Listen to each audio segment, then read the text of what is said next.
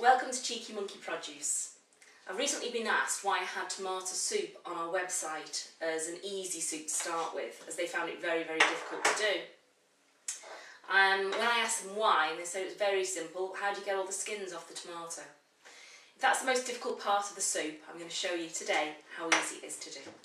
For tomato soup, basically you need tomatoes, onion, salt and pepper to taste, and some basil. I've got dried basil today that I took off the plant from last year, but fresh basil obviously is lovely, especially to decorate. The only other thing you need is water. Okay, after washing hands, tying hair back, the next thing we're going to do is take the skins off the tomatoes. What I've done is boiled the kettle, the tomatoes into a nice big bowl, and pour the boiling water over all the tomatoes so that they are covered. Now, with this water here, don't waste it, because what we'll do, we'll use it actually in the soup later on. While we're waiting for the tomato skins to get used to the boiling water and actually come off, we're going to chop the onion and get everything ready to put it in the pan with a little olive oil. Cut the onion in half, and then you can see this. I'm just going to finely cut that way. Doesn't have to be very accurate, okay, but a good sharp knife always helps, and then cut it that way. Okay, so it's into small bits. Do the same with the other one, and then we're ready for the tomatoes. Okay, let's have a look at these tomatoes and see if they're ready. Best thing to do, take it out. You can touch the skin, it's not going to do anything, and can you see as it's cutting, the skin is basically falling away.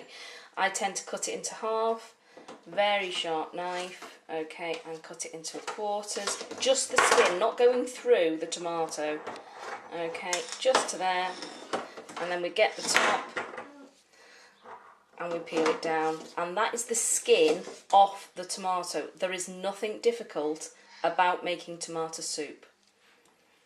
Discard any of the bits. Asking little monkey to help all the way. Cut around the core and then take the middle bit out, so you are left with full tomato, getting rid of the woody bit of the tomato, but without taking too much waste. Right, I've halved and quartered all the tomatoes, onion is chopped, and we've got the pepper, salt, the basil, olive oil, everything to hand. What we're going to do now is heat up a little bit of olive oil in our pan, so not too much. If you want to measure it, I sort of always go by look. You're looking at about a tablespoon of olive oil. I'm going to turn the oven on, and before it gets too hot, what we're going to do is put in the onions, because we don't want them going to hot oil. The reason we don't want that is because it will burn very, very quickly, and there's nothing worse than burnt onion. If you've got any little bits of stalk, I've just found one there, obviously you can put it in, it doesn't make any particular difference, but I don't like to. Get rid of that, give it a good stir. So you've got the olive oil around it, you can see there. Okay, it's just coated the onions. We're going to bring the heat on now, and we're going to get the tomatoes. As I say, they're all chopped up, and the juices from those, they're just slightly overripe tomatoes. You don't want them so that they're very solid, you know, like perhaps you'd have in salads. You want them so that all the juices are going to be coming out. Mix them in, like so, and just give that a few minutes. And let's just bring that so it starts to cook nicely. In here you can see all the beautiful red tomatoes just starting, all the juices starting to come out now, and the onions again just starting to soften. The smell already is fantastic. What we're going to do now is just going to leave that to simmer for 2-3 minutes, then we're going to add the water, all the herbs, salt and pepper, leave it for 10-15 minutes until everything's nice and soft.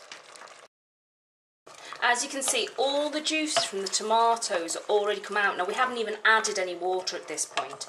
What I'm going to do here is get a little bit of water from our jug, okay, and just cover the rest of the tomatoes. We've probably used about half a pint there. Now sometimes you find the tomatoes aren't as juicy as this and you might need a pint, but just do it so you're just covering the tomatoes. We've got some fresh pepper here. Okay, a little bit of this again to taste. I quite like a lot of it, so I'm going to put 2 bits in there. 2 pinches of that. We're going to have some salt, because there's nothing like a good bit of salt. Okay, and then this is tomato and basil, so let's put our basil in. Say dried from last year, good chunk of basil. But again, it's very much to taste. If you're not quite into herbs and the peppers, and I wish this was smell TV because the smell is absolutely beautiful. Okay, but if you're not into the herbs and you're on a low salt diet, don't put the salt in, because all you need really, as I say, is the tomato, onion and water. Right, soup now has been simmering, I'd say, for about 20 minutes. In the meantime, I've been outside and replanted some of the carrots, so you can always find something to do. Now, if you want to, you can simply serve it like this. You can liquidize it, or I just have a soup whisk and it just makes it a bit smoother. My family likes smooth soups rather than chunky soups, and so I'm going to show you now how to finish it off. Okay, so this is the consistency of the soup. Lovely, great big chunks of tomato in there, and you can, as I say, serve it like that. What I'm going to do is just show you. I'm going to leave half and half because, as I say, that looks a cracking soup there. So we'll put that to one side, and now what we're going to do now is just get the little blender. Take it over here, just a little whisk. Put it in, and you do have to be careful this doesn't spray up. Okay, just turn it on. Quick blast, that's all it needs.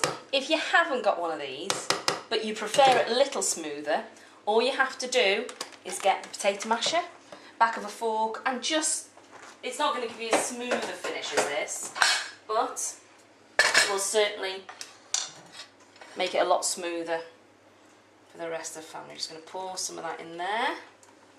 Nice big chunk of soup. Again, if anybody wants to add pepper to it, they can do. And now I'm just going to put a nice big chunky slice of bread. Okay, this is, I'm afraid I use a bread maker, I'm quite lazy. Anything for an easy life, so a nice big chunk of bread. Okay, and then I'm just going to cut this into a few slices. Put them on the side, down here. Okay, and if you really want to finish it off, there you go, can't get prettier than that. Pop those there. 1 bowl of tomato soup. Finish it off any way you like. You can make cheese on toast, put a little bit of that, a little bit of creme fraiche, some cream in the middle, or you can simply have it just as it is. I hope you've enjoyed it. I hope you've enjoyed seeing how easy it is. I look forward to you joining us again. Now for the best bit, the tasting. Hope you enjoy.